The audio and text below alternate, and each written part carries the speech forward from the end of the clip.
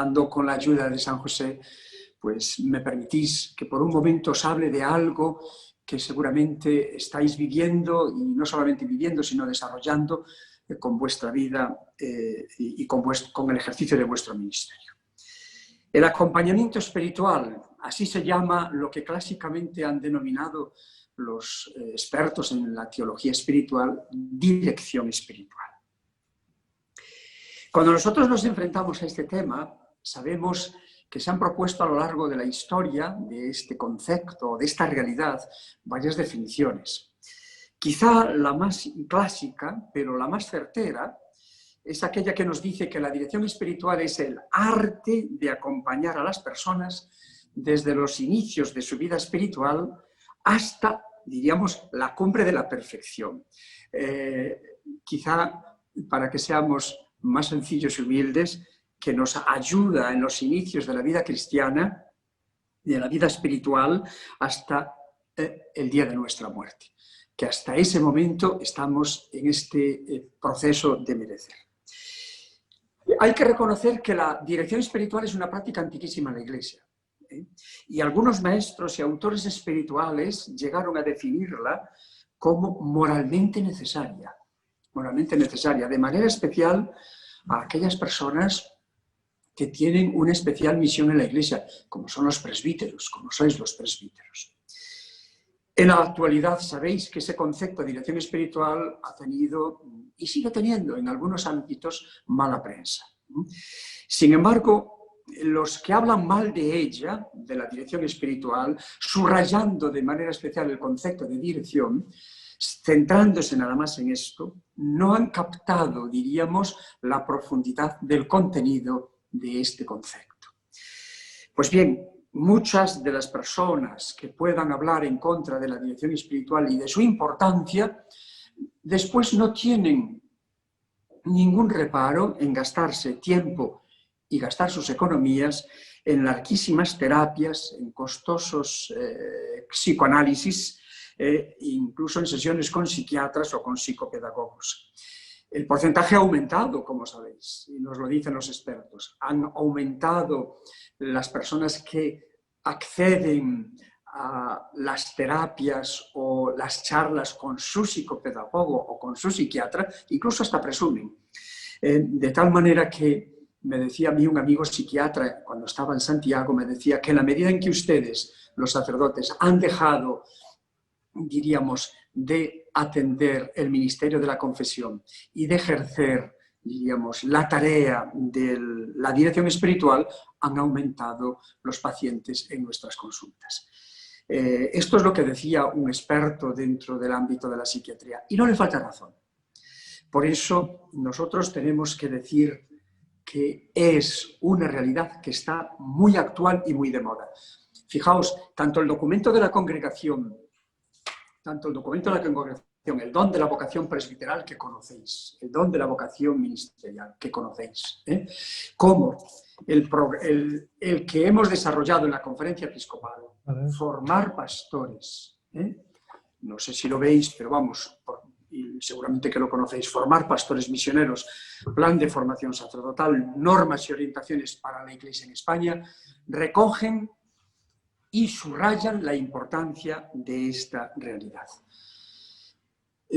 ¿Por qué hablar hoy del acompañamiento espiritual? Porque mira, en la Iglesia se está poniendo de moda el tema del acompañamiento. Hace unos días el Santo Padre Francisco nos obsequiaba con el mensaje de la Jornada Mundial de la Paz y utilizaba uno de esos términos afortunados que él construye con frecuencia. Nos hablaba de la cultura del cuidado. Ahí quisiera que subrayásemos nosotros esto, la cultura del cuidado. Necesitamos cuidarnos a nosotros mismos. En la medida en que nosotros buscamos el cauce para ser cuidados, y lo importante para ser cuidados es primero dejarnos cuidar, y el acompañamiento espiritual es clave si nos dejamos cuidar, ¿no? Si nos dejamos acompañar. No quiero decir si nos dejamos dirigir, por si acaso a alguno no le gusta el concepto. Pero me entendéis, en la medida en que cada uno de nosotros nos dejamos cuidar, acompañar, entramos en esa cultura, la cultura del cuidado, que conlleva obviamente a cuidar nuestro entorno diríamos existencial, las personas que conviven con nosotros, nuestra familia, las personas que conviven en el ámbito de nuestra tarea pastoral y de manera especial cuidar y esmerarnos en cuidar a aquellas personas que por don de Dios se han fiado de nosotros en orden a la atención espiritual, tanto en la confesión frecuente como en la tarea de la dirección espiritual. ¿Cómo realizarla? La tarea de la dirección espiritual, diríamos, es una praxis que puede ser desempeñada con muchas facetas.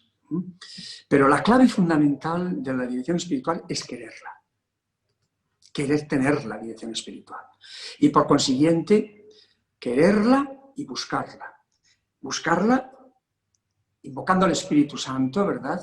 El dador de vida, el que nos impulsa, la clave de nuestra santificación, buscando a la persona adecuada. He aquí una tarea compleja. Una tarea compleja que nos tiene que servir a todos. Y yo he encontrado una frase del Papa Benedicto en donde nos habla precisamente de esa persona que debemos buscar para que sea nuestro director espiritual.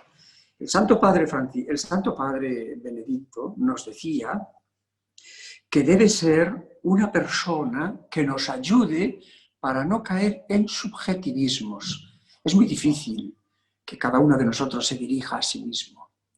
Médico, cúrate a ti mismo, dice el proverbio. Da mal resultado.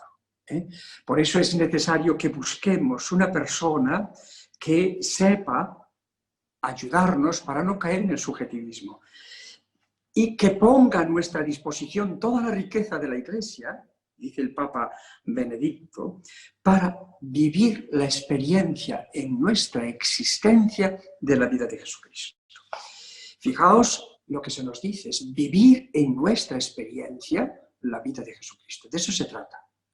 Jesús tiene que estar en el centro. Nuestro Señor Jesucristo tiene que estar en el centro de todo.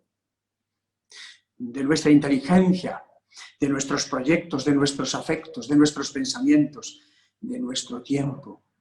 Ser el centro de nuestra oración, de nuestro estudio, de nuestra acción pastoral e incluso del cultivo del ocio que podamos tener. En definitiva, una persona que nos ayude a colocar como centro de nuestra existencia a Jesús, a Jesucristo el Señor. La dirección espiritual y el acompañamiento espiritual nos ayuda a discernir y es la ocasión propicia para crecer en el conocimiento del Señor. Esta es la clave. Por eso es necesario buscar una persona que tenga verdadera sabiduría. Como sabéis, también como yo, en los últimos, diríamos, lustros en la historia espiritual de la Iglesia han aparecido muchos maestros del Espíritu, maestros y maestras. Por tanto, tenemos que andar con cuidado. También en un texto del Papa Benedicto, que te invito a releer con ocasión de una visita que hizo al Teresianum en Roma, en donde se forman los expertos en liturgia, al Teresianum en espiritualidad, decía que tenemos que buscar a aquella persona que nos ayude a nosotros a sentir con la Iglesia. Por tanto, el director espiritual nuestro debe ser esa persona en donde captemos un testimonio de vida, una vida coherente entre la doctrina y la vida, y al mismo tiempo en donde encontremos una profunda sintonía con el sucesor de Pedro, decía él. Y lo que esto supone, una persona que nos ayude a vivir siempre una mayor y apasionada capacidad de amar y de servir a la Iglesia. Amar y servir a la Iglesia, esta iglesia concreta. Por tanto, ya sabemos qué es la dirección espiritual, el arte de acompañarnos en nuestro crecimiento espiritual hasta el final de nuestra existencia, y ya sabemos lo importante que es una persona que nos acompañe correctamente de acuerdo con el sentir de la Iglesia. Pero nos podemos hacer una pregunta: ¿y de qué hablar en la dirección espiritual? La praxis de la dirección espiritual. Porque claro, yo puedo hablar con mi director espiritual o con aquella persona de que me acompaña de muchísimas cosas. Por ejemplo, de la pandemia actual o de la climatología adversa que estamos viviendo, o de todos los proyectos pastorales que tengo en mi parroquia, en la diócesis o en cualquier otro organismo donde yo trabaje, o diríamos las dificultades con las que me encuentro en el desarrollo intelectual de una tesis doctoral o de un trabajo de cualquier tipo. Pero ¿esa es dirección espiritual? No. Sería bueno, por tanto, sería bueno y operativo saber, descubrir que para realizar una buena dirección espiritual lo importante es, en primer lugar, invocar al Espíritu Santo, Señor de mi vida, ponernos en su presencia. No es una charla cualquiera, aunque el que nos acompaña espiritualmente, nuestro director, es nuestro amigo. Ese alter ego que está a nuestro lado, que sabemos que nos quiere, que sabemos que nos encomienda, que reza por nosotros, que nos lleva a la presencia del Señor, que lleva nuestra vida a la presencia del Señor para luego después decirnos algo que ha descubierto en la presencia del Señor para nuestro bien. Por tanto, no es una charla con el colega, sin más. Es una charla que hay que entenderla desde la perspectiva sobrenatural. Y después de tener esta premisa clara, sería bueno que comencemos repasando esos puntos que hemos descubierto en la charla anterior, en la dirección espiritual.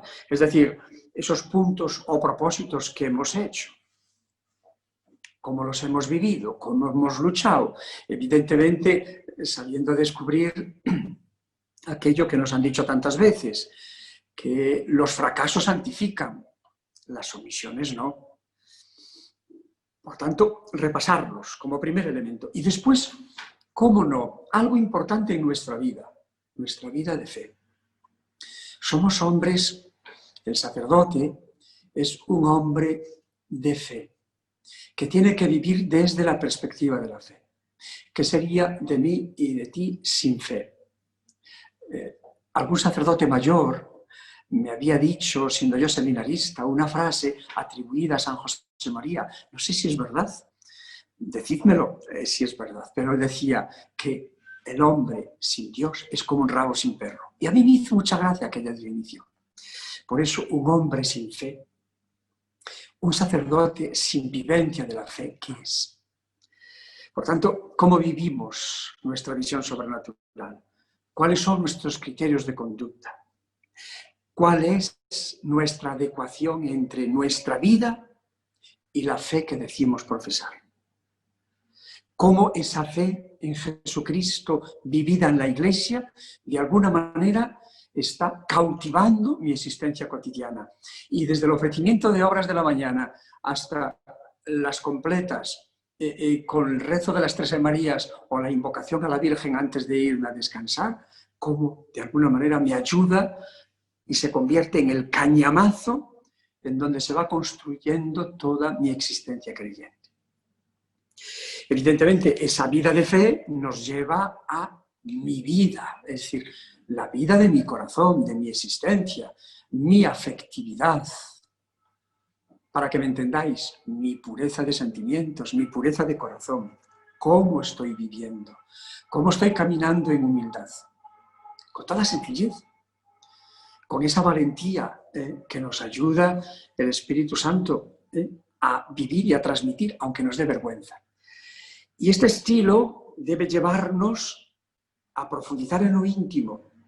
A veces cuando ocultamos aquello que más nos cuesta o que más avergüenza a nuestra propia vida, esa pureza del corazón, esa pureza de sentimientos, esa pureza en miradas, sobre todo hoy que vivimos en el ámbito de la telemática, que podemos quedar atrapados por tantas realidades, digámoslo, hablémoslo, porque sabemos que podemos ir atrapándonos y de alguna manera quedar como emboscados Y eso impide a que la gracia del Señor entre en nosotros, nos transforme y nos convierta en hombres vivos, en hombres libres y vivos.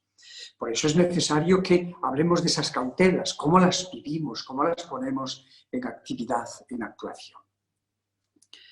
Importante es, otro punto de nuestra dirección espiritual, es cómo vivo mi vocación cristiana, mi vocación de bautizado, y de manera especial esa vocación que es un regalo de Dios a la Iglesia, que es mi vocación sacerdotal. ¿Cómo la vivo? ¿De qué manera? ¿Con qué entrega? ¿Con qué servicio? Y esa vocación mía la tengo que vivir sintiendo con la Iglesia, en la Iglesia, viviendo en la Iglesia. Y por tanto esa vivencia mía me lleva a cómo estoy viviendo yo mi existencia creyente, mi existencia cristiana, en contacto con mi presbiterio, que es esa familia sobrenatural a la que pertenezco por haber sido ordenado presbítero. Y obviamente a la cabeza del presbiterio el Señor ha puesto evidentemente un obispo, el que es, el que tenga. Y con un papa, el que es, el que tengo. Esto me ayudará evidentemente a vivir bien mi vocación cristiana y mi vocación sacerdotal de una manera concreta. Una vez que de algún modo hemos tocado estos puntos, después se va concretando, la charla de dirección espiritual se va concretando en cómo cuido mi oración. La oración es un trabajo de orfebrería. La oración es como un pulso que todos los días estamos lanzando a Dios. Perdonad, a lo mejor no es una metáfora muy afortunada, pero es una lucha constante. Hay de nosotros si pensamos que ya hemos logrado tener ya una actitud orante, plenamente contemplativa. Mientras somos peregrinos y mientras caminamos, diríamos, como viatores en esta peregrinación terrestre, terrenal, tenemos que estar luchando todos los días por vivir una auténtica, diríamos, vida de oración. Y la oración no solamente es esa respiración interior de nuestro yo, de nuestra alma, sino cómo vivimos nuestra oración litúrgica. La Iglesia ha puesto en nuestras manos la liturgia de las horas, cómo la leemos, cómo la rezamos, cómo profundizamos en cada uno de esos salmos o de esas antífonas que se pueden convertir para nosotros en un cauce y un instrumento de oración. Cómo tomamos notas. ¿Alguno de vosotros recuerdan aquellas anécdotas en la biografía de San José María, que llevaba en una pequeña agendilla, llevaba unas notas, unas cuartillas de papel pequeñitas, e iba apuntando con su caligrafía fuerte frases que entresacaba de la liturgia de las horas? Nosotros podemos sacar de ahí un gran alimento espiritual de nuestro yo personal, de nuestra existencia, y también para los demás. Por tanto, y relacionada con la oración litúrgica está la oración de las oraciones, que es la Eucaristía, la Santa Misa. Si nuestra oración tiene buena calidad, perdonad que hable de esta manera, pero creo que me entendéis. Si nuestra oración tiene buena calidad, si luchamos para que nuestra oración personal, nuestra meditación y nuestra oración litúrgica, la liturgia de las horas, tenga calidad, podemos tener la certeza de que la celebración de la Eucaristía, de la Santa Misa, tiene también calidad para mi bien y para el bien de las personas que participan en ella. Relacionado con la oración hay otro tema que en el mundo actual está devaluado y es imprescindible que lo hablemos, porque tenemos una tendencia innata al aburguesamiento, al achatamiento, y es la oración de los sentidos. Es decir, y son las pequeñas mortificaciones de cada día. Todo esto le va a dar una calidad y un relieve sobrenatural a nuestra existencia. Y al mismo tiempo nos ayudará a no vivir, diríamos, como una tabula rasa, a ras de tierra, sino nos ayudará a volar un poquito más alto. En la tradición espiritual occidental y también en la oriental, hay un punto fundamental que es el examen de conciencia. San Ignacio de Loyola, que es un gran maestro, hablaba también no solamente del examen de conciencia, sino del examen particular. Esta experiencia de ella habla, lo encontramos alguna máxima en Camino, que hemos meditado muchos de nosotros desde niños, en donde habla de la importancia del examen particular como una tarea concreta a la hora de conseguir una virtud concreta, o el ejercicio de una virtud, o extirpar una manía o un vicio o algo incorrecto que nos está perjudicando. El examen es una tarea que debemos hacerlo con cuidado, pero también fiándonos mucho del amor misericordioso de Dios, evitando caer en el complejo de una especie de psicoterapia. El examen de conciencia no es un análisis de una psicoterapia que podamos hacer. El examen de conciencia tiene que ser contemplado y vivido desde esta perspectiva. Vernos tal como Dios nos ve. Y Dios nos ve con toda su bondad, con toda su verdad, y nos contempla con misericordia. Desde esa clave, evidentemente, se entiende todo. Me faltan unos minutos, pero no quisiera terminar de decir algo de lo que tenemos que hablar en nuestra dirección espiritual. Es nuestro trabajo profesional. El trabajo profesional de cada uno de los que seguramente se han inscrito en este curso es el trabajo del ejercicio del ministerio ordenado, del ministerio sacerdotal. Tenemos que vivirlo con verdadera competencia profesional. Es bueno que esta categoría de competencia profesional lo apliquemos a nuestra tarea profesional sacerdotal. ¿Cómo se prepara un médico? ¿Cómo se prepara un ingeniero? ¿Cómo se prepara un ATS? Incluso ahora que estamos viviendo esta especie de emergencia sanitaria. ¿Cómo tiene que prepararse un sacerdote? ¿Cómo tiene que vivir su trabajo? Es bueno que hablemos de ese trabajo. Y cómo no, somos, como diría aquel gran teólogo, somos espíritu encarnado. Y por consiguiente, también tenemos que hablar de las preocupaciones, de aquello que entristece nuestra alma, de aquello que encoge nuestro espíritu. En ocasiones, precisamente las preocupaciones son el tema con el que hemos comenzado o podemos comenzar una charla de dirección espiritual. Pero si nuestra dirección espiritual es un maestro, que seguramente lo es, enseguida, con delicadeza, nos llevará al meollo de la cuestión. Pues bien, y como no, como sacerdotes, como cristianos y como sacerdotes, necesitamos de algún modo cuidar o evaluar nuestras tareas pastorales. Somos apostólicos, somos verdaderos catequistas, somos verdaderos testigos misioneros. Tenemos encendida el alma de tal manera que aquel muchacho, aquella muchacha, le hemos hablado de vocación. Bueno, pues esta es la tarea que brota de la consecuencia viva y operativa de una buena dirección espiritual. Mis queridos amigos, me han dicho que hiciese como una presentación sobre la dirección espiritual de 20-25 minutos y que después estuviese a tiro de las preguntas que me pudierais hacer. Podríamos seguir hablando más e incluso de todas esas epiquellas o de todas las dificultades con las que nos encontramos en la dirección espiritual.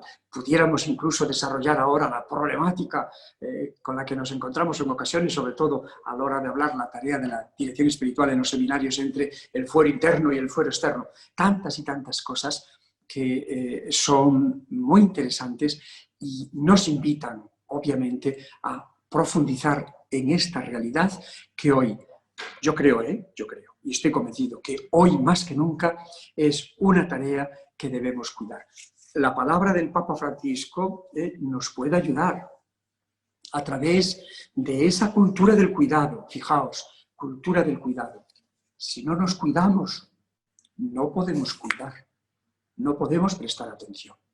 Y hoy por hoy el mejor cuidado que nos podemos dar es abrirnos al acompañamiento espiritual, a la dirección espiritual, periódica y personal y existencial. Es decir, mirad, es verdad que hay este servicio de la telemática, llevar la dirección espiritual a través de la telemática en casos de emergencia, pero no funciona.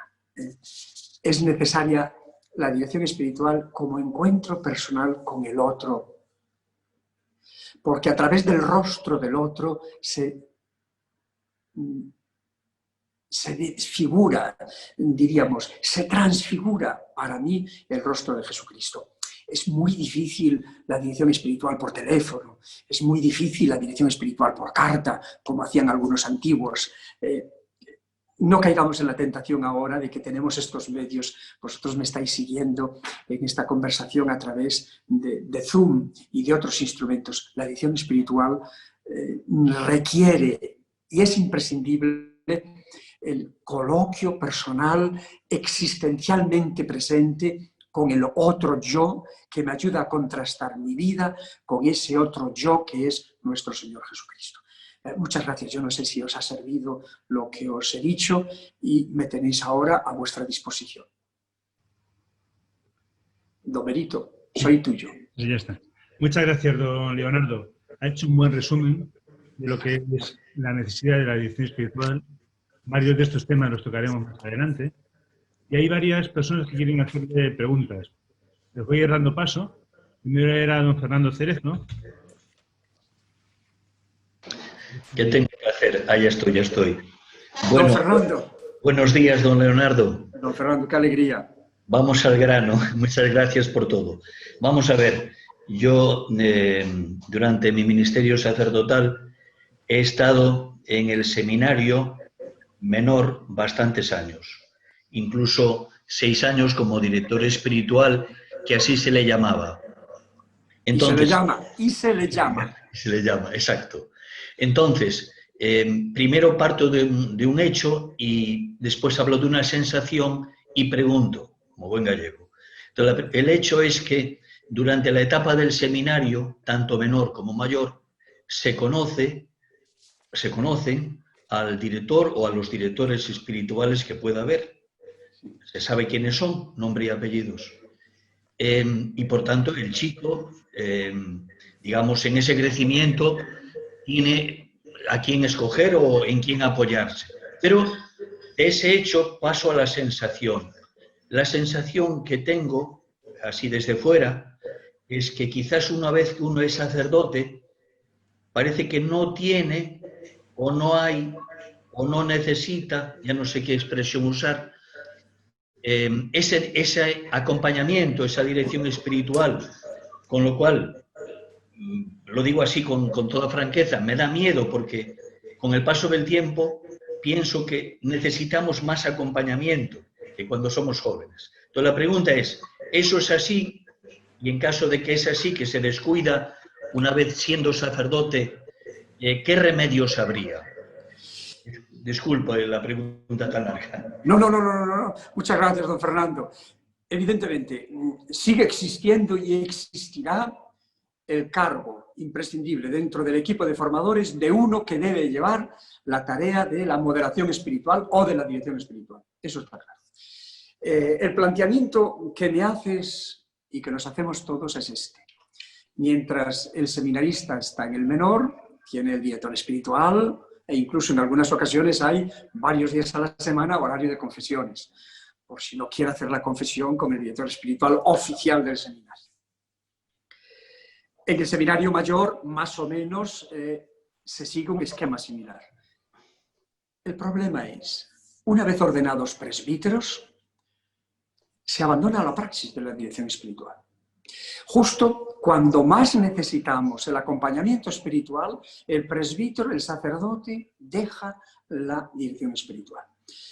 Eso puede explicarse, creo yo, por 2 motivos. Primero, que en el seminario no se ha logrado, yo estuve de formador y hace poco formé parte de la Comisión Episcopal de Seminarios. Ahora, al ser presidente de la Comisión de Liturgia, he tenido que dejar la otra comisión.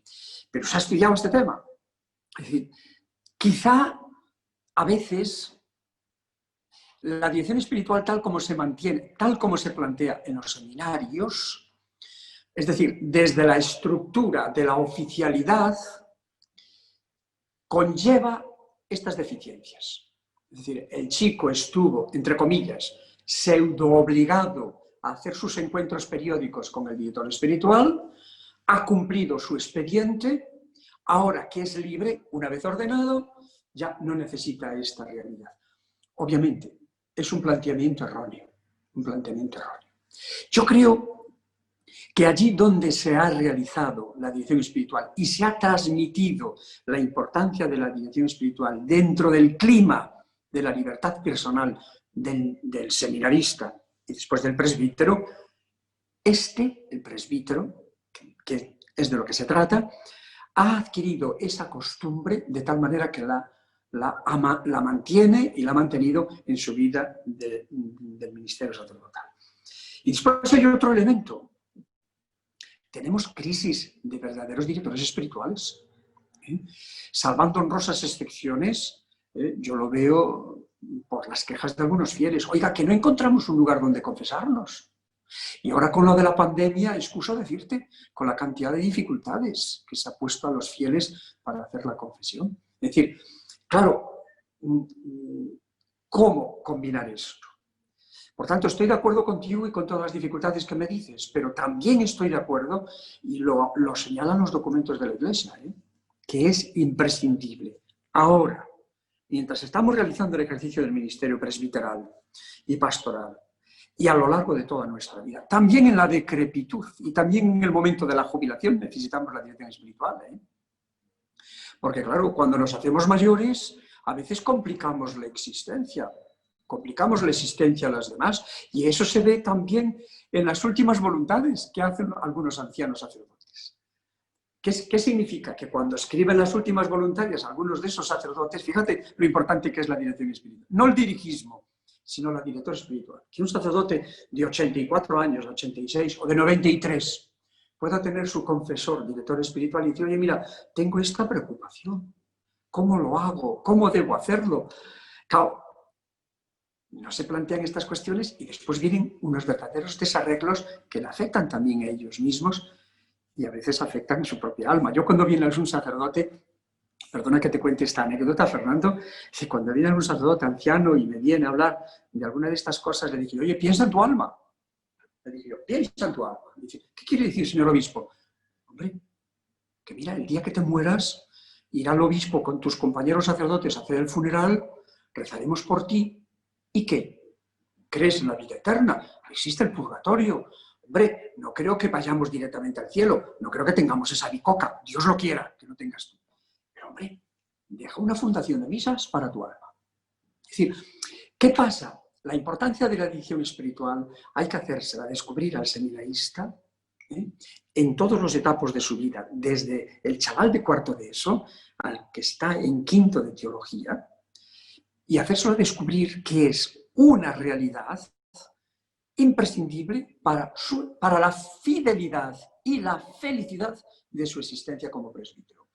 Si esto falla, se dará cuenta de que uno de los contrafuertes de su vida sacerdotal se quiebra. Y después vienen los problemas. No sé si he sabido responderte.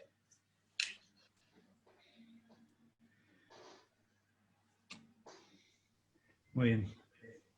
Tenía otra pregunta, don Javier Mira, desde Vigo.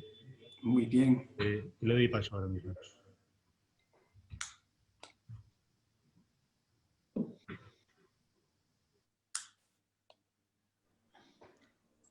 Buenos días, don Leonardo. ¿Me escucha? Buenos días, don Javier. Sí, sí. Estoy aquí en el centro de sacerdotes con un buen grupo de sacerdotes acompañándome. Bien. Lo estamos viendo en una pantalla grande y me están escuchando. Y hay sacerdotes mayores, jóvenes, de todo, ¿no? Aquí. Entonces, mi pregunta es, quizás a lo mejor no tiene mucho que ver con el tema concretamente que nos ha dicho, pero sí creo que sí que tiene, que es interesante, que es el asunto de la doble dirección espiritual. A ver, no es tanto la doble, sino más bien es pongamos el chico que está en el seminario mayor, que antes de entrar al seminario ha tenido una dirección espiritual con un párroco o con una asociación o con otra persona, y que de alguna manera tiene esa unión con ese párroco o con esa persona, ¿no? Con ese grupo o comunidad o lo que sea. Y quiere mantener esa dirección espiritual porque le ha hecho mucho bien y tal. Y al mismo tiempo tiene la del seminario. Es una polémica que creo que ha aparecido y no sé ya hasta qué punto los obispos lo han entendido, no lo han entendido, qué opinión tiene, etcétera, ¿no? Porque evidentemente la lección espiritual del seminario es fundamental, pero también el respeto a la libertad de las conciencias me parece también que es importante. Entonces, ¿cómo se compagina esto? Es mi pregunta, ¿no? Bueno, partimos de la premisa de que la libertad del espíritu es un derecho fundamental del fiel. Por tanto, sentando esta premisa, la respuesta está clara. Un alumno, un seminarista que encaja, gracias a Dios, en la dirección espiritual con el párroco, el coadjutor de su parroquia, ¿verdad? O con el sacerdote que va a confesar a su parroquia, es decir, no tiene por qué dejar la dirección espiritual. Ahora bien, la institución seminario tiene la obligación de que uno de los formadores del equipo debe estar responsabilizado de la moderación espiritual. La dirección espiritual, diríamos, oficial. El director espiritual del seminario puede llamar a este chico, debe llamarlo, preocuparse de él, atenderle y tener la suficiente humildad como para acoger dentro de la libertad del fiel cristiano que le afecta a ese alumno, que pueda decirle, sí, pero mire, yo llevo la dirección espiritual con don fulano. Es verdad que a lo mejor van de 15 en 15 días o de una vez al mes, ¿vale? Bueno, pues entonces tendrá que confesarse, bien con el director espiritual o con los confesores ordinarios o extraordinarios del seminario.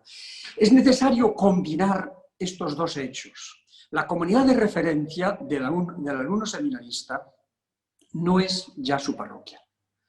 La comunidad de referencia pasa a ser el seminario. El seminario es comunidad de referencia y tenemos que entenderlo así. De lo contrario, caemos en lo que, don Javier, acabas de decir tú, la doble dirección, la doble formación. Es asunto complicado. Lo mismo sucede, por ejemplo, entre la formación que da el equipo de formadores en el seminario e imagínate tú, muchos de nuestros alumnos están ya afiliados o agregados a centros académicos vinculados a facultades de teología. ¿Te das cuenta? También podemos caer en un doble rasero formativo desde el punto de vista teológico. Y esto conlleva graves dificultades. Hay que buscar siempre, diríamos, la unidad. Y hay que buscar siempre, de alguna manera, el criterio fundamental. Uno, la libertad del alumno, de cualquier persona. Libertad de espíritu, que hay que valorarla. Hay de aquel rector, hay de aquel formador y hay de aquel padre espiritual que no lo entienda. Tendrá que leer los documentos, diríamos los documentos de la Iglesia. Es decir, no se puede. Y el obispo que lo prohíba o que lo diga, pues lo siento mucho, pero está yendo en contra de una de las normas fundamentales, diríamos, que apoyan la libertad espiritual de un individuo, la libertad de los fieles a la hora de elegir una persona con la que puedas llevar la dirección espiritual. Por lo tanto, es verdad que hay esa dinámica, es verdad que en algunos centros ha generado y puede generar conflicto, pero yo creo que es necesario tener ideas claras. Donde hay conflicto, normalmente hay ideas confusas. Ideas confusas. Esas ideas confusas que de alguna manera intentan colonizar cada uno a la persona. La persona es una. Y la colonización que lleva puede venir de 3 elementos, de 3 lugares. Eso es peligrosísimo, porque eso conlleva una desorientación y un desencanto en un alma, en una vocación, que en ocasiones dice, arréglense ustedes, yo me marcho. Puede llegar a decir esto. Por tanto, yo creo que lo que tenemos que hacer es vivir una verdadera terapia de humildad. El párroco tiene que saber desprenderse también del seminarista y dejarlo en manos del seminario. El director espiritual tiene que tener la suficiente, diríamos, hondura de alma y libertad de espíritu para que este seminarista se encuentre libre a la hora de optar por otro acompañamiento espiritual. Y el padre espiritual del seminario tiene que hacer lo mismo. Obviamente, cumpliendo con su obligación. Su obligación no consiste en estar encerrado en su despacho y si vienen, les atiendo. Si no vienen, no. No, tiene que llamarles, preguntarles y decirles. Y si los chicos no abren el corazón, yo no puedo obligarles a abrir el corazón, porque eso es penetrar en el santuario de la conciencia. Y el que no lo entienda así, no entiende la libertad de espíritu que vivimos en la Iglesia Católica. No sé si contesté, don Javier. Sí, perfectamente, don Leonardo. Muchísimas gracias. Que era lo que yo tenía, bueno, yo tenía claro como usted. Simplemente quería también corroborar la opinión de un obispo, también, que me interesaba saber, ¿no? Hay que mirar bien el plan de formación que tenemos, que no solamente afecta para los seminarios, sino que digo, este plan de formación que ha salido un poquito gordo, formar pastores misioneros, incluso el título lo hemos buscado de una manera, diríamos, ocasional, formar pastores misioneros, porque honradamente en nuestra Europa están bajando mucho las vocaciones al ministerio ordenado. Pero no solamente están bajando las vocaciones al ministerio ordenado, sino que hay que reconocer que tenemos parroquias que han bajado el número de nuestros fieles, parroquias pequeñísimas, que honradamente hay que plantearse, esta parroquia es una parroquia en el sentido estricto del término, sabiendo que solamente van 4 o 5 personitas a celebrar, a participar en la Santa Misa. Por eso, como esto está variando mucho en Europa, es necesario que cuidemos bien la formación. Detrás de la formación, que tanto la Congregación del Clero, que ahora es competente en esta materia, ya que antes los seminarios pertenecían a la Congregación de la Educación Católica, ahora han pasado en el pontificado del Santo Padre Francisco a la Congregación del Clero. Hay que reconocer que detrás de todos estos documentos está también la crisis que hemos vivido y estamos viviendo en la Iglesia con el tema de la pederastia, que hay que cuidarse porque surgió de ahí, de una mala realidad, diríamos, moral, de una falta, diríamos, de sensibilidad en el aspecto de vivir la castidad, la sexualidad humana, de ahí ha venido todo lo demás. Perfecto, muchísimas gracias, don Leonardo. Hay otra pregunta, la hace don José Alberto Montes Rajoy, que también está en el centro de Vigo. Le damos paso de nuevo.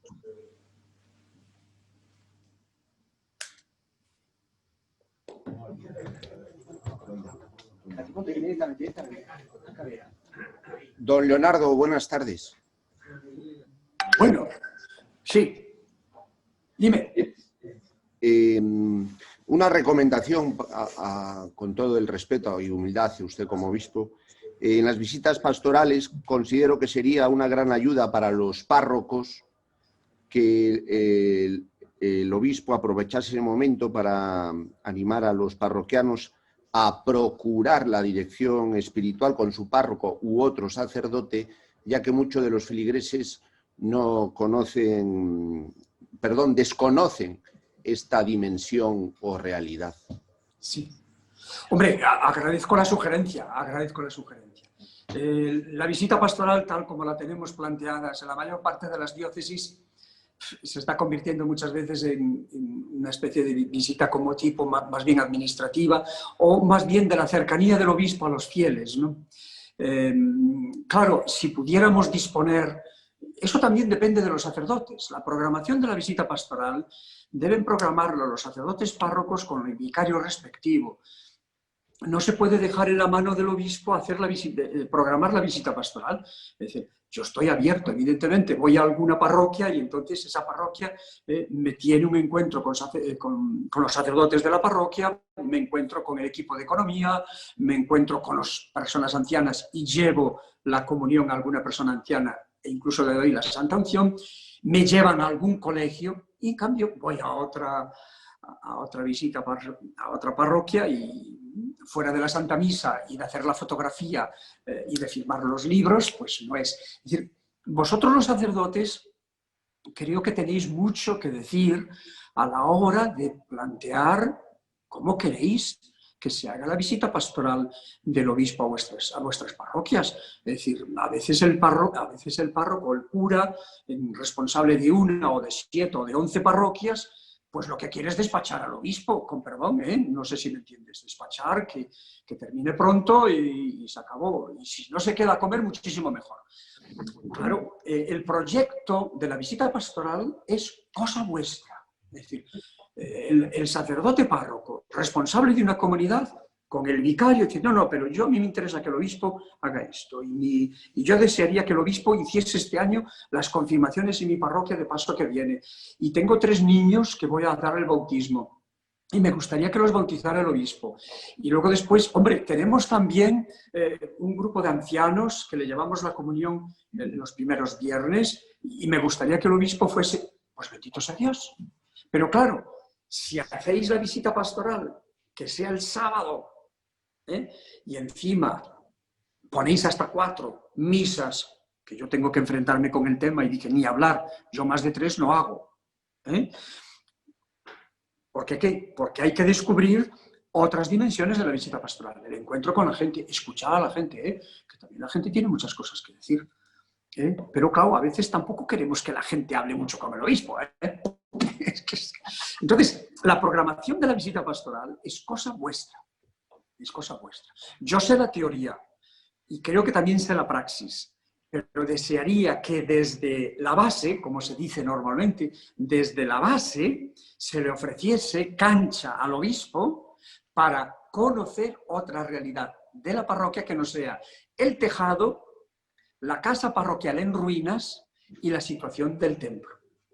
Perdona, no sé, don Alberto, no sé si le contesto. Don Leonardo, está clarísimo, clarísimo. Muchas gracias. Pues encantado, me alegro de verte. Muy bien. De momento no hay más preguntas. Sí. Si alguien quiere, si alguno quiere hacer alguna pregunta más, pues si le queda alguna en el tintero, que me la mande por WhatsApp o me la mande al correo electrónico. Yo se la trasladaré a don Leonardo. Bueno, si hay que escribir mucho, ya tengo que escribir otras cosas. Aprovechar ahora y os contesto, porque si tengo que escribir estoy apañado. En estos momentos estoy escribiendo 2 informes que me pidieron de Roma, 2 conferencias que hay que entregar en Madrid. No, yo no me responsabilizo de eso, don Benito. Vale, porque dices en el programa que el texto del ponente está yo lo siento mucho. No tengo la ponencia sobre... No planteé esto como una ponencia sobre la dirección espiritual, sino una charla coloquial de hermano con sus hermanos. Si os ha servido, bendito sea Dios, y si no, pues rezar por mí para que el Señor me dé luces y os pueda ayudar. Muy bien, pues ya está. Ya con esto damos fin a esta sesión. Recordar que la siguiente sesión es el 10 de febrero. Don Javier Sensé, desde Argentina, es el que la impartirá, y es sobre la necesidad de enseñar a los chavales a hacer oración, a los chavales o a las personas que vienen a buscar nuestra ayuda, ¿no? Bueno, con esto, muchísimas gracias a todos y hasta la próxima. Gracias. Muchas gracias a todos y que Dios os bendiga.